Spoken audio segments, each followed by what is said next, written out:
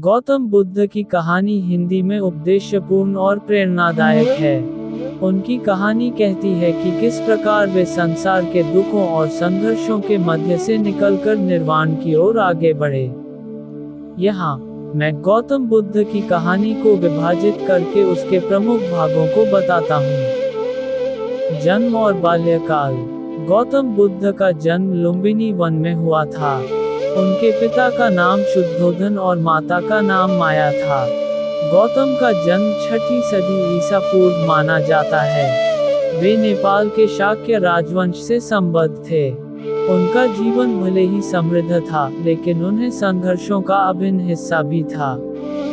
महाभिषेक। गौतम बुद्ध के पिता ने उन्हें घर से बाहर के जगहों को देखने की अनुमति दी, जहां उन्हें दुख और मृत्यु का अनुभव हुआ। इसके बाद वे अपने घर को छोड़कर आत्मज्ञान की खोज में निकल गए। तपस्या और बोधिचित। गौतम बुद्ध ने अनेक वर्षों तक तपस्या और ध्यान किया। उन्होंने अपनी आत्मा के गहरे अर्थ को समझने के लिए कठिन परिश्रम किया। अंत में वे बोधिचित के अनुभव को प्राप्त करने में सफल रहे। प्रचार और उपदेश। बुद्ध के बोधिचित के अनुभव के बाद उन्होंने अपने उपदेशों का प्रचार किया और संघ की स्थापना की। उनके उपदेशों में दया, सहानुभूति और शांति की महत्वपूर्ण बातें शामिल थीं। महापरिनिर्वाण। गौतम बुद्ध ने जीवन के आध्यात्मिक अभ्यास के बाद महापरिनिर्वाण प्राप्त किया। वे कुशीनगर में महापरिनिर्वाण के समय आए और अपने शिष्यों को अपने आखिरी उपदेश दिए। गौतम बुद्ध की कहानी हमें ध्यान, संयम, सहानुभूति और शांति की महत्वपूर्ण बातें सिखाती है। उनके उपदेशों में नैतिकता, सहानुभूति और सामाजिक न्याय के महत्व को समझाने की शिक्षा है। उनका जीवन हमें संघर्षों का सामना करने, संयम बनाए रखने और सच्चे धर्म के मार्ग पर चलने की प्रेरणा देता है। समाज के लिए योगदान। गौतम बुद्ध के उपदेशों ने समाज को धार्मिक और सामाजिक उन्नति के मार्ग पर ले जाने में मदद की। उनका उपदेश सभी वर्गों के लोगों के लिए था, जिसने समाज में समानता और शांति को प्रोत्साहित किया। उपदेशों का संजीवनी देना। गौतम बुद्ध के उपदेशों ने हजारों लोगों को संजीवनी दी। उनके उपदेशों का प्रभाव आज भी हमारे समाज में दिखाई देता है और उनके उपदेश से लोग आध्यात्मिकता और सामाजिक संबंधों में सही मार्ग पर चलते हैं। अंतिम विचार। गौतम बुद्ध का जीवन हमें आत्मनिर्भरता, साधना और समाधान की शिक्षा देता है। उनकी कहानी हमें संघर्षों के बावजूद सहनशीलता, धैर्य और शांति की महत्वपूर्णता को समझाती है। गौतम बुद्ध के उपदेश और उनकी आध्यात्मिकता ने हमें सच्चे सुख और समृद्धि की प्राप्ति के मार्ग का प्रेरणा दिया है। उपदेशों की प्रासंगिकता।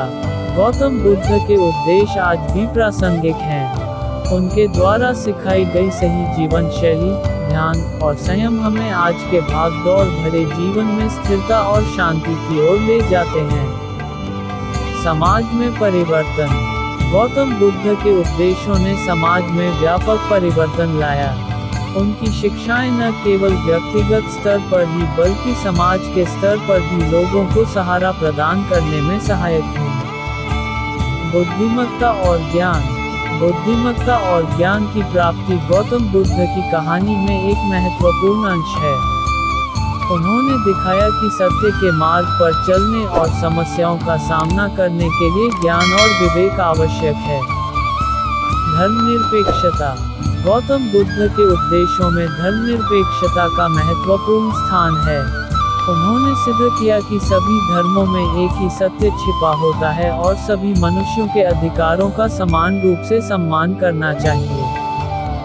गौतम बुद्ध की कहानी न केवल एक व्यक्ति के जीवन का वर्णन है, बल्कि यह उन्हें उनके समय के संगीत और समाज के अन्य व्यक्तियों के रूप में उभारता है, जो धर्म, संघ और साधना के माध्यम से अपने जीवन को समृद्ध करने का प्रयास कर रहे हैं। गौतम बुद्ध की कहानी हमें समय के साथ बदलते और विकसित होते समाज में ध्यान, समझदारी और साहस की आवश्यकता को समझाती है। उनके उपदेश हमें सही और सच्चे मार्ग को पहचानने और प्राप्त करने में मदद करते हैं। गौतम बुद्ध का जीवन हमें आध्यात्मिक उन्नति, सामाजिक समरसता और धार्मिक समता की महत्वपूर्णता को समझाता है। गौतम बुद्ध की प्रेरणादायक कहानी। गौतम बुद्ध की प्रेरणादायक कहानी। बहुत समय पहले नेपाल में शाक्य गोत्र के एक राजकुमार थे जिनका नाम सिद्धार्थ था। सिद्धार्थ के पिता ने उन्हें समृद्धि और सुख संपन्नता के बीच महानता की तलाश करने के लिए खोजने का संकल्प किया। एक दिन बुद्धत्व की खोज में उन्होंने अपने प्रजा के दुख देखे और उन्हें दूर करने का निर्णय लिया। उन्होंने अपने पालन पोषण के लिए संपूर्ण सुख छोड़ दिया और तपस्या और ध्यान की यात्रा पर निकल गए। उनकी तपस्या में कई वर्ष बीते, लेकिन उन्हें अपने मन की शांति नहीं मिली। एक दिन वह एक बोड़िल के नीचे एक बड़े पेड़ के नीचे बैठे थे। उन्होंने विचार किया कि वह तपस्या और संग्रह की जगह अपने आप को स्वीकार करें। उन्होंने अपने जीवन को मध्यम रास्ते पर लाने का निर्णय किया और उन्होंने अपने अंदर की जीत का संदेश दिया। इस कहानी से हमें ये सीख मिलती है कि सफलता का मतलब धन और सुख की प्राप्ति नहीं है, बल्कि अंततः आत्मसंयम और सांत्वना है। गौतम बुद्ध की इस कहानी से हमें ये शिक्षा मिलती है कि वास्तविक समृद्धि और शांति मन के आंतरिक शांति में है। गौतम बुद्ध की इंस्पिरेशनल स्टोरी। बुद्ध का उद्यान। एक बार गौतम बुद्ध ने अपने शिष्यों के साथ एक उद्यान में चलने का निर्णय लिया। वे सभी मित्रों के साथ उद्यान में घूमने निकले। उनके साथ चलते हुए बुद्ध ने उन्हें प्रकृति के सौंदर्य के बारे में बताया और उन्हें ध्यान में लगाने के लिए कहा। उन्होंने उन्हें बताया कि कैसे प्रकृति अपने आप में समर्पित रहती है और हमें भी अपने जीवन को समर्पित करना चाहिए। जब वे उद्यान में चल रहे थे, तो एक वृक्ष के नीचे एक बुद्धिमान व्यक्ति बैठा हुआ था। वह ध्यान में था और बहुत ही शांतिपूर्ण धारणा में था। बुद्ध ने अपने शिष्यों को उसे ध्यान करते हुए देखने को कहा।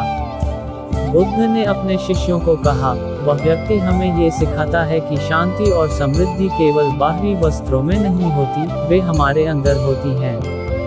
बुद्ध की यह कहानी हमें ये सिखाती है कि शांति और सुख का असली स्रोत हमारे अंदर है और हमें उसे खोजने की यात्रा पर जाना चाहिए। गौतम बुद्ध की इंस्पिरेशनल स्टोरी। सरसों का बीज। एक बार एक दुखी माँ जिसका नाम किसा गौतमी था, अपने मृत शिशु के साथ बुद्ध के पास आई। वह बेहद उदास और उबाऊ थी और अपने शिशु को फिर से जिंदा करने के लिए बुद्ध की मदद मांग रही थी। बुद्ध ने ध्यानपूर्वक उनकी बात सुनी और कहा, मैं तुम्हारी मदद करूंगा, लेकिन पहले तुम्हें एक सरसों का बीज लेकर लाना होगा जो ऐसे घर से हो जहां किसी को कभी मौत का सामना नहीं हुआ हो। आशा से भरी हुई किसा गौतमी घर से घर भटकने लगी, सरसों का बीज मानते हुए, लेकिन प्रत्येक घर में किसी रूप में मौत का अनुभव हो चुका था। कई घंटे घूमने के बाद उसने समझा कि मौत अवश्य होती है, यह इंसानी शरीर का एक हिस्सा है। बुद्ध के पास वापस आते समय उसने उनकी सीख समझी और उसने अपने शिशु को गरिमा के साथ दाह संस्कार किया। वह बुद्ध की शिष्या बन गई, उनकी शिक्षाओं में शांति और ज्ञान पाकर। ये कहानी हमें पीड़ा की सामान्यता और जीवन की अस्थायिता के बारे में शिक्षा देती है। ये दिखाती है कि वास्तविकता के साथ स्वीकृति और समझ के साथ सामना कैसे अंतर्निहित शांति और उन्मुक्ति की ओर ले जा सकता है। गौतम बुद्ध की शिक्षाओं में पीड़ा का सामना करने और ज्ञान और करुणा के माध्यम से मोक्ष प्राप्त करने के महत्व को बयान करने का उत्कृष्ट उदाहरण है।